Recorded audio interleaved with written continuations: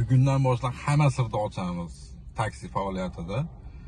Xudo xolisa dushanbadan ishga liniyaga chiqib, Yandexda, Uklonda bir kunlik daromadni necha pul foyda, necha pul ziyonga kirishligini hamma sirlarni ochib, biz mana shu kanalga video rolik qilib joylaymiz. Kuzatuvda davom etinglar va fikr mulohazalaring bo'lsa, Yandexda ishlab ko'rsatish kerakmi, Uklonda ishlab ko'rsatish kerakmi? Buni ham kommentariyada yozib qoldiringlar. Qaysi taksida ishlab ko'rishlikni yozib qoldirsalar, biz shuni rolik qilib chiqaramiz sizlarga. Xullas, ko'pchilik ochmagan narsalarni mana shu video roliklarda, kelgusi roliklar, video roliklarda hamma sirlarni ochamiz xudo xolasa. Bizga mashinamiz propanda, Gentra, uni rasxodlari o'ziga yarasha, metanga qaraganda hamma narsasini qilingan rasxodu boshqalarigacha 0 dan 100 gacha bo'lgan ish jarayonlarini sizlarga imkon qadar olib ko'rsatishga harakat qilamiz. Kuzatuvda davom etinglar. Like va podpiskalar bosib qo'yinglar. Xudo xolisa dushanbadan sizlarga mana shu roliklarni aytgan gaplarimni ishlab jarayonida ko'rsataman.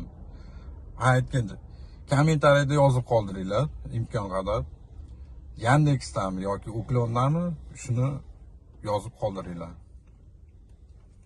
Bu kanalda nimaga kuzatishim kerak degan odamlarda o'zida miyasida shu narsa o'ziga o'zi savol berishi mumkin-da. Bu kanalda именно haydovchilar uchun, taksiga chiqib tirikchilik qilaman deganlar uchun mana shu kanal yurg'izilyapti.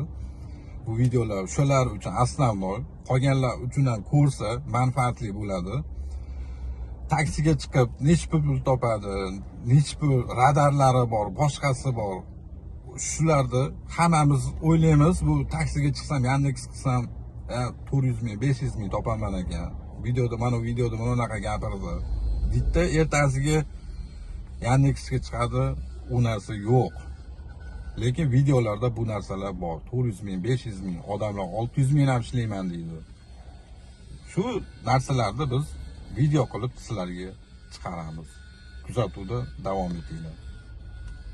Aytib o'tib ketaman. Bu birinchi videoyim meni.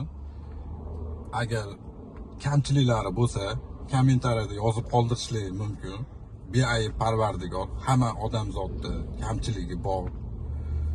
Kommentariyalarda mana shu ayblarimni aytib o'tib ketsalar, shuni to'g'rilashga harakat